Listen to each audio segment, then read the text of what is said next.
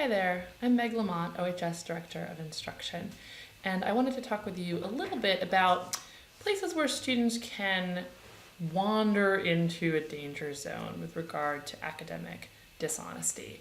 I just wanted to go over a few cases that we've seen, not specific cases, but kind of general things that you want to avoid. And really, the idea here is to make sure that you avoid temptation, that you don't inadvertently wander into territory that goes beyond, hey, I'm studying, I'm getting help, and into I'm turning in work that is not academically honest anymore. So I want to go over a few kind of pitfalls, things to avoid, things to make sure you're really paying attention to.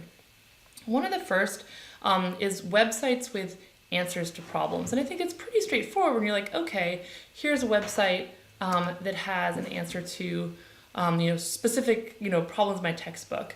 But you might feel like if you find a site, and they are out there, that says, oh, here's the formula, but you plug in your own numbers, right? That, oh, that's not giving me the answer. I have to plug in the numbers and get it. Actually, if they're giving you the exact formula to use and all you're doing is plugging in your own numbers, that's not really help. That's actually just a program doing your homework for you. So those are the kinds of things. So if you're looking at an outside resource, you really want to be thinking about, is this helping me understand the material, or is this simply giving me the answer? Another sort of temptation that can occur, maybe you're taking a language class and you're struggling with some material. What's the difference between, say, looking up a single word in a dictionary that you're struggling to understand versus looking up a translation for an entire passage? Or if you're doing your own composition, putting in, say, something to Google Translate what you want to say. If you're doing more than that single word, unless you have sort of specific instructions from your instructor to, for example, look at multiple translations of a passage because maybe you're going to be talking about the differences there, you really want to be avoiding any kind of bulk translation, whether you're looking up a translation online or using something like Google Translate. Again, you just want to avoid it, because if you do it because you're struggling with a passage, you can't unsee it. And I think that that's a really, really, really big thing to think about, that you can't unsee things you've seen. And in that regard, that impossibility of unseeing the thing you've seen, the importance of kind of avoiding the temptation that can occur.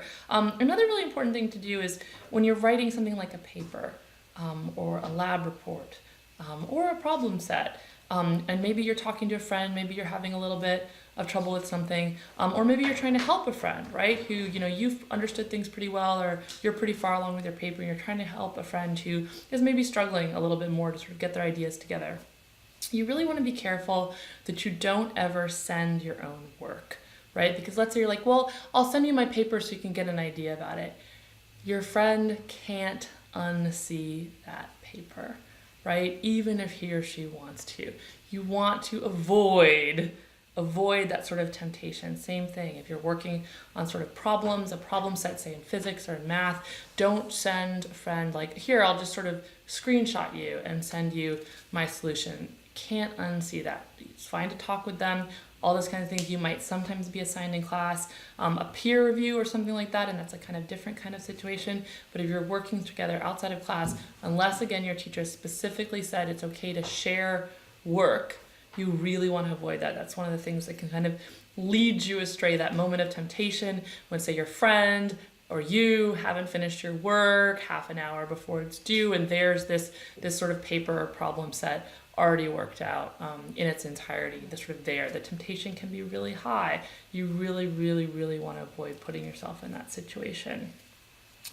Another thing you really want to be aware of is when you're, say, working on your English paper and you're like, I'd like to see, like, what are some interpretations of this that come up out there, and you look around on some websites. That's something you want to be careful about, because, again, you can't unsee that. You can't unthink that once you've read someone else's interpretation of a work. And especially if you haven't been careful of keeping track of where your ideas come from, you can end up presenting as your own ideas that you actually got from a website, right? And that actually counts as academic dishonesty. Academic dishonesty is presenting any work that isn't your own as your own. And it's okay to look at other things, but you want to be clear that you've done that. You want to cite your source. You want to give credit where credit is due.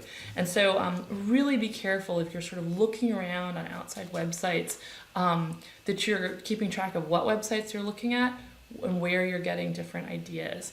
And you also want to think about and maybe even chat with your instructor about whether that's for that particular class a good practice, or whether they're suggesting that you use class discussion and maybe office hours and maybe the writing and tutoring center instead as a kind of resource for thinking through coming up with your ideas. And I think the last thing here in terms of these areas where you can wander into temptation, sometimes you'd be like, oh, but they phrased it so well, right? And that's a problem, right? Because once you've read that phrase that you feel like phrases things so well, you can't unread it, you can't unsee it, and the temptation to use it or some permutation of it that doesn't really come from yourself but comes from this other source can be high. And so really I think the best practice and the goal is to avoid that temptation, avoid having it out there. If in doubt, cite it or ask your instructor. And I think it's even an important red flag if you don't want to mention, say, a source that you've used to come up with an idea for paper or results from a lab or something like that. Or if you don't want to mention, my friend and I have been doing X and Y, is that okay? That's kind of a red flag. If you're feeling like you're uncomfortable telling your teacher about that, that's probably a sign that you're not really sure what you're doing, right? It's completely on the up and up. Ask. Your teacher might say, no, that's fine. Or your teacher might say, yeah, that's not really ideal. Let's talk about what you can do instead. And the best thing about that, if you bring that to your instructor's attention, if you ask, your instructor will know, right, that you have good intentions, that you're trying to be careful, that you're trying to make sure that your work is academically honest, and your instructor will be more than happy to help you. So it's just a little bit of advice, some things that we found as Sunderland's gotten students sort of to wander into troubled territory. We want to make sure, and our whole goal at the school is you take real ownership over your work, and we have a lot of resources to help you, and we're very committed to helping you if you find that you're struggling with class materials or not sure how to approach a topic. Always feel free to approach your instructor. If you're a little uncomfortable approaching your instructor, you can always talk to your counselor. You can always go to the Writing and Tutoring Center, which has resources not just for writing assignments, but peer tutors in every subject at OHS. And so those are some things to keep in mind. And if you have any questions, you can also always contact myself, Meg Lamont, Director of Instruction, Dr. Kim Failer, Director of Academic Operations, or Dr. Anthony Smith, who's the Director of Curriculum. We're also always happy to talk with you, to give you suggestions, to go through a scenario with you and make sure you feel comfortable, that you're comfortable, you know where the line is between academically honest and dishonest work. Thank you so much.